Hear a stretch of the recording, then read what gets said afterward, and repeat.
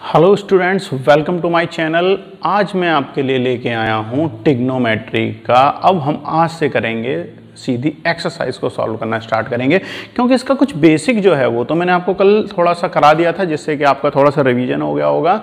और अब हम आज से अपनी एक्सरसाइज शुरू कर रहे हैं।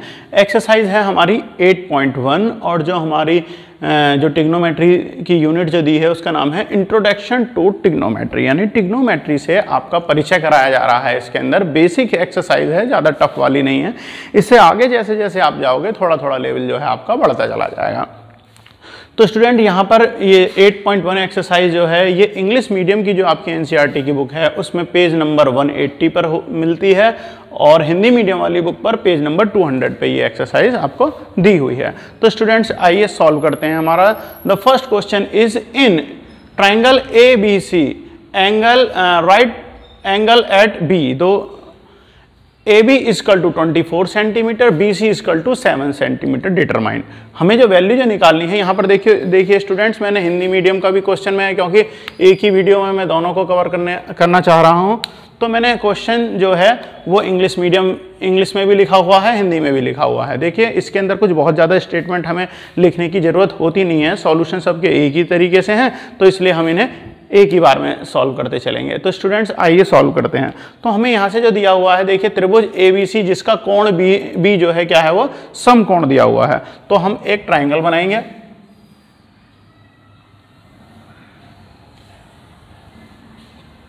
यहाँ पर हमें ध्यान देना है कि देखिए जो हमारा ट्राइंगल क्या दिया हुआ है, जो राइट एंगल है वो क्या है बी पे दिया हुआ है, यानी बी को हमें जो मानना है वो क्या है राइट एंगल जो है पॉइंट हमें बी को लेना है। अब इसके बाद में आप इससे बचे हुए जो है आप ए इधर ले सकते हैं और आप सी इधर ले सकते हैं, कोई परेशानी वाली बात आपके लिए नहीं है। अब हम यहाँ से लेते हैं AB इजकल टू, जो हमें AB दी हुई है वो कितनी है 24 सेंटीमीटर, और जो आपकी BC है, BC क्या गिवन है 7 सेंटीमीटर स्टूडेंट्स, ठीक है। अब हमें जो वैल्यू जो फाइंड आउट जो करनी है, ये दोनों वैल्यू हमें दी हुई हैं। अब हमें फर्स्ट क्वेश्चन, हमारे इस क्वेश्चन के दो पार्ट हैं। फर्स्ट के अंदर हमें किसके साइन A और कॉस A की वैल्यू फाइंड आउट करनी है, और इसका जो सेकंड पार्ट है उसमें साइन C और कॉस C की वैल्यू फाइंड आउट करनी है।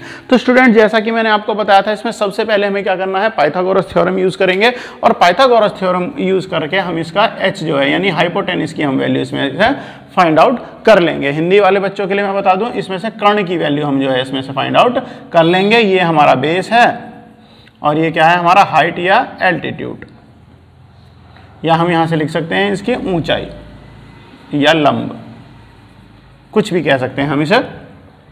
तो स्टूडेंट हम इसके अंदर यूज करते हैं पाइथागोरस थ्योरम। AC का स्क्वायर क्या होता है, AC का स्क्वायर होता है हमारा AB स्क्वायर और प्लस BC का स्क्वायर। तो स्टूडेंट AC का स्क्वायर जब हम निकालेंगे, AC स्क्वायर इक्वल टू क्या हो जाएगा, AB कितनी है हमारी, AB है 24 का स्क्वायर हो जाएगा, और प्लस क्या हो जाएगा 7 का स्क्वायर। तो स्टूडेंट यहाँ से जब हम AC की जब हम वैल्यू फाइंड आउट निकालेंगे तो यहाँ पर स्क्वायर है स्टूडेंट्स, जब एक तरफ हमारा AC का स्क्वायर होगा तो दूसरी तरफ क्या हो जाएगा, इसका अंडर रूट बन जाता है, तो क्या हो जाएगा, इसलिए हमने यहाँ से AC को हटा के स्क्वायर को चेंज करके यहाँ पर दूसरी तरफ स्क्वायर रूट लगा दिया। 24 का स्क्वायर और प्लस के क्या हो गया 7 का स्क्वायर। AC इजकल टू 24 का स्टूडेंट जब हम स्क्वायर करते हैं तो 24 की 24 में मल्टीप्लाई करेंगे तब हमें इसका स्क्वायर फाइंड आउट होता है। तो इसकी वैल्यू कितनी होती है 576 प्लस 7 का स्क्वायर करेंगे, 7 into 7 equal to 49। So AC equal to आ जाएगी स्टूडेंट्स हमारी कितनी हो जाएगी 625, दोनों को हम ऐड कर लेंगे और AC की वैल्यू आ गई हमारी 25। तो स्टूडेंट AC की वैल्यू क्या आ गई हमारी 25, हमें यहाँ से पता चल गई, ये 7 सेंटीमीटर है, ये है हमारी 24 सेंटीमीटर।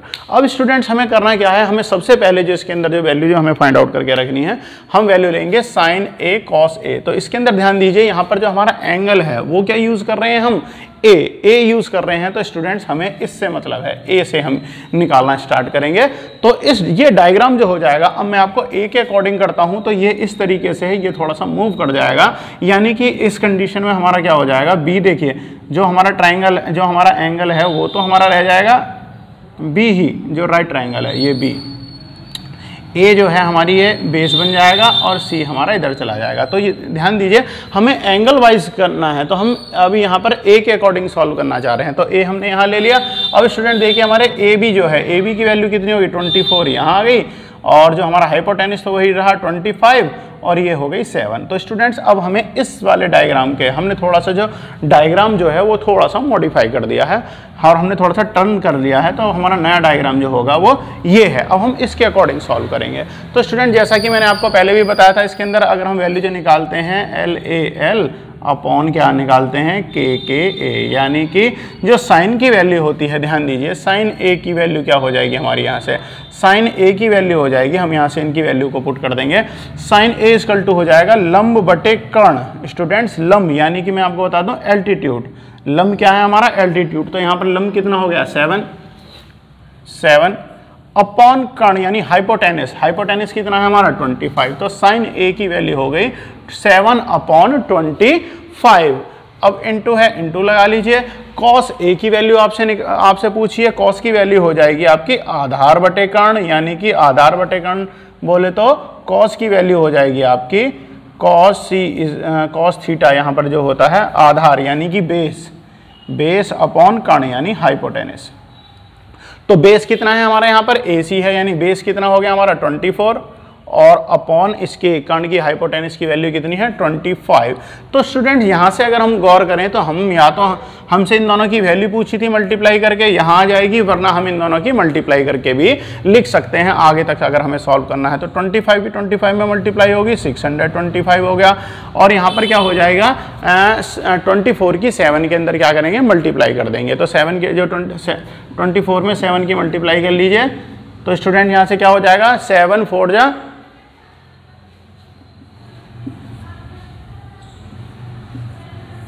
तो स्टूडेंट 24 7 आ जाएगा 168, तो 168।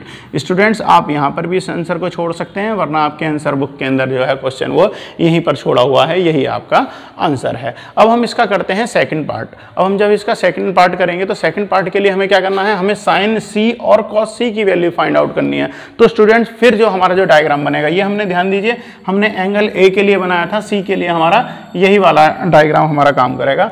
तो स्टूडेंट यहां से देखिए साइन C की वैल्यू, साइन C की वैल्यू वही रहेगी, साइन C की वैल्यू हम निकालेंगे। इसका सेकंड पार्ट अब हम सॉल्व कर रहे हैं, sine C into cos C।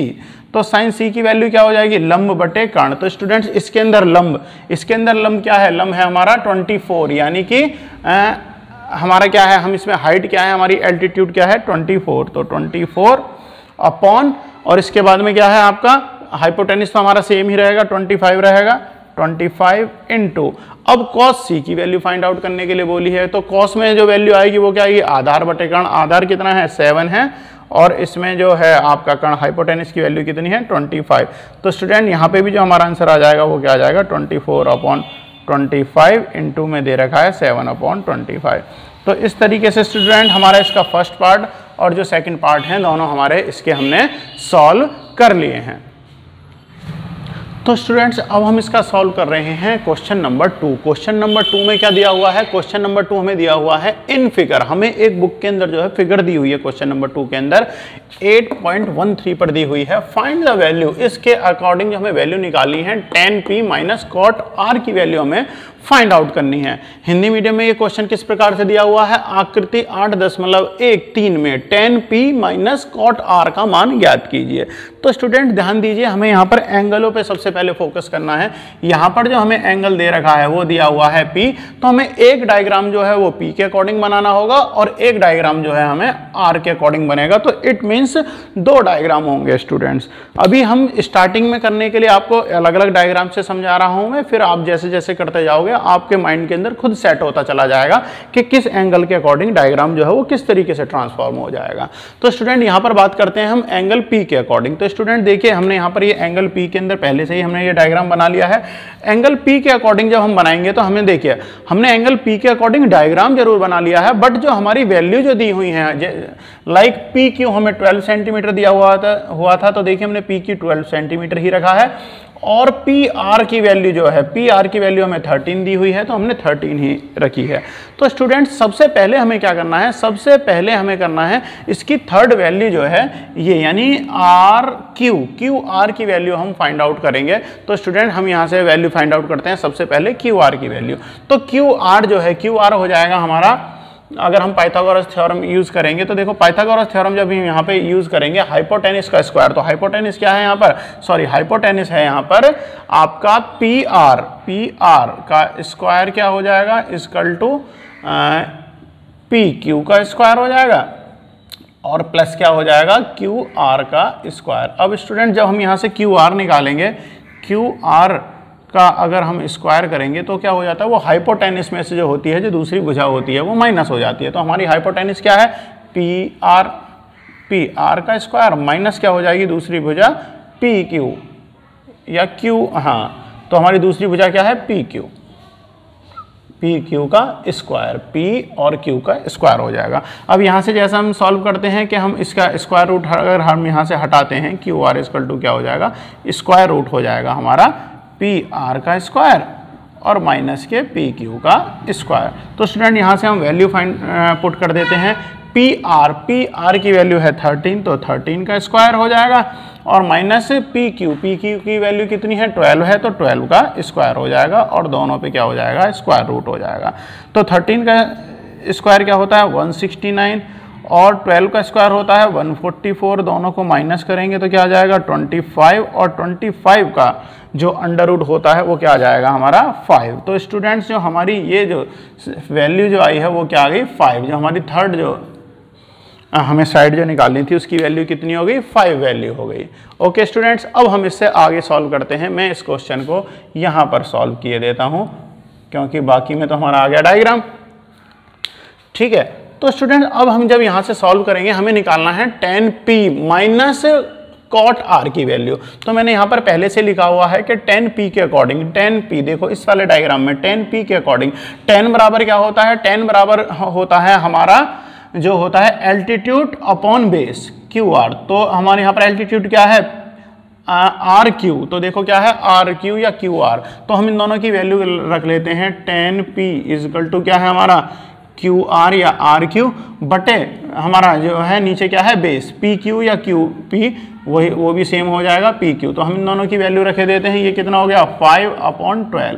तो स्टूडेंट यहाँ से हमारी tan p की वैल्यू क्या निकली है 5/12। अब बात करते हैं हम कॉट आर की वैल्यू। अब हम इस वाले डायग्राम से करेंगे कॉट आर। देखिए जब हम इस वाले एंगल की बात कर रहे हैं, इस वाले एंगल से जब हम निकाल रहे हैं तो हमारे एल्टीट्यूड क्या हो गया, हाइट तो हो गई ये और बेस हो गया हमारा ये, और हाइपोटेनिस तो हमारा सेम रहता ही रहता है हाइपोटेनिस। तो अब हम यहाँ से वैल्यू निकालते हैं कॉट आर की। कॉट की वैल्यू जो होती है, कॉट क्या होता है बेस अपॉन एल्टीट्यूड। तो कॉट आर की वैल्यू क्या हो जाएगी, कॉट क्या होता है बेस, बेस क्या है हमारा, बेस है स्टूडेंट हमारा यहाँ से क्यू आर। हमने यहाँ से निकाल लिया बेस, बेस क्या है हमारा क्यू आर और अपॉन एल्टीट्यूड क्या है हमारा, एल्टीट्यूड है हमारा 12 या एल्टीट्यूड की वैल्यू रख देते हैं हम पी क्यू। तो स्टूडेंट यहां से हमारी क्यू आर की वैल्यू रख देंगे हम। क्यू आर की वैल्यू क्या है क्यू आर की वैल्यू आई है हमारी 5 और ये क्या आई है हमारी 12। तो स्टूडेंट्स अब हम इसमें रखेंगे हमारी ये दोनों वैल्यू हो गई। हमने यहाँ से ये भी दोनों वैल्यू हमने फाइंड आउट कर ली। अब हमें क्वेश्चन में क्या गिवन है, क्वेश्चन में हमें गिवन है tan p। तो tan p की वैल्यू यहाँ से पुट कर देते हैं 5/12 और माइनस क्या है कॉट आर की वैल्यू हमने पुट कर दी 5/12। तो स्टूडेंट 5/12 में से 5/12 जब माइनस होंगे तो आंसर क्या आ जाएगा हमारा 0। तो स्टूडेंट्स ये हो गया हमारा इसका क्वेश्चन नंबर 2 सॉल्व। अब आगे हम इसके आगे हम क्वेश्चन नंबर 3 को सॉल्व करते हैं। तो स्टूडेंट क्वेश्चन नंबर 3 को अब हम सॉल्व करना स्टार्ट करते हैं। क्वेश्चन नंबर 3 में दिया हुआ है if sign is equal to 3/4।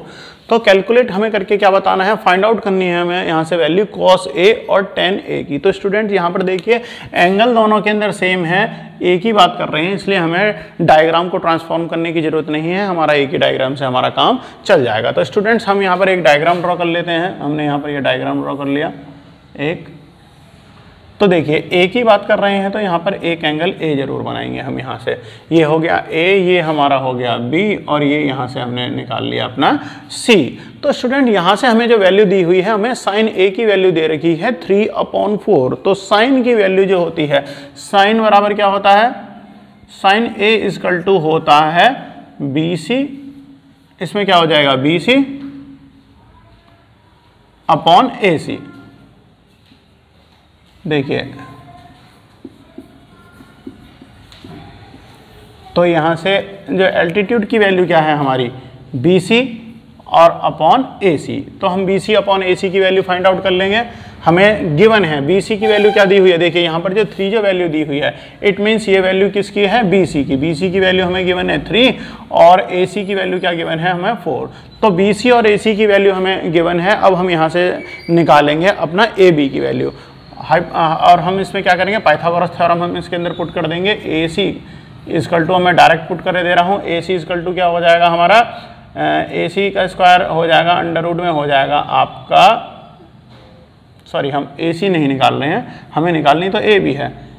AB equal to square root AC का स्क्वायर और माइनस के BC का स्क्वायर। तो यहाँ से हम स्क्वायर रूट कर देते हैं 4 का स्क्वायर और माइनस क्या हो गया BC 3 का स्क्वायर। तो स्टूडेंट यहाँ से ये क्या हो गया 16 माइनस 9, 16 माइनस 9 अगर हम करेंगे तो क्या हो जाएगा हमारा स्क्वायर रूट 7। तो स्टूडेंट यहाँ से जो हमारी ये वैल्यू जो आई है, ये कितनी वैल्यू आ गई हमारी 7, इसकी वैल्यू आई है हमारी अंडर रूट के 7। तो स्टूडेंट्स अब देखिए हमें तीनों वैल्यू हमें पता चल गई। अब हमें किसकी वैल्यू फाइंड आउट करनी है, हमें यहाँ से पूछा है हमसे cos A और tan A की वैल्यू, cos A और tan A की वैल्यू हमसे यहाँ से क्वेश्चन के अंदर पूछी गई है। तो cos की वैल्यू क्या होती है, cos की वैल्यू होती है हमारी बेस अपॉन एल्टीट्यूड। तो यानी cos A की वैल्यू क्या है, बेस AB, सॉरी क्या है हमारा एल्टीट्यूड बेस अपॉन क्या हो जाएगा, sorry hypotenuse, base upon hypotenuse. तो हाइपोटेनस की वैल्यू कितनी है AC। और स्टूडेंट इसी तरीके से हमसे tan A की वैल्यू पूछी है। tan A बराबर क्या होता है, tan बराबर होता है हमारा हाइट यानी एल्टीट्यूड अपॉन बेस। तो हाइट की वैल्यू क्या है BC अपॉन AB। अब स्टूडेंट्स इस डायग्राम में से इन दोनों की जो है हम वैल्यू को पुट कर देंगे। AB की वैल्यू क्या गिवन आई है हमारी, AB है स्क्वायर रूट 7 और अपॉन AC की वैल्यू है 4। तो स्टूडेंट्स ध्यान दीजिए, cos A की वैल्यू क्या बन गई हमारी स्क्वायर रूट 7 अपॉन 4 और tan A की वैल्यू क्या हो जाएगी BC कितनी है हमारी 3, तो BC कितनी है 3 और अपॉन AB की वैल्यू क्या है हमारी स्क्वायर रूट 7। तो स्टूडेंट्स यहाँ से ध्यान दीजिए tan A की वैल्यू क्या हो गई हमारी, tan A की वैल्यू हो गई हमारी 3 अपॉन स्क्वायर रूट या अंडर रूट 7। तो स्टूडेंट यहाँ से जो हमारा क्वेश्चन नंबर 3 जो है वो हमारा सॉल्व हो चुका है।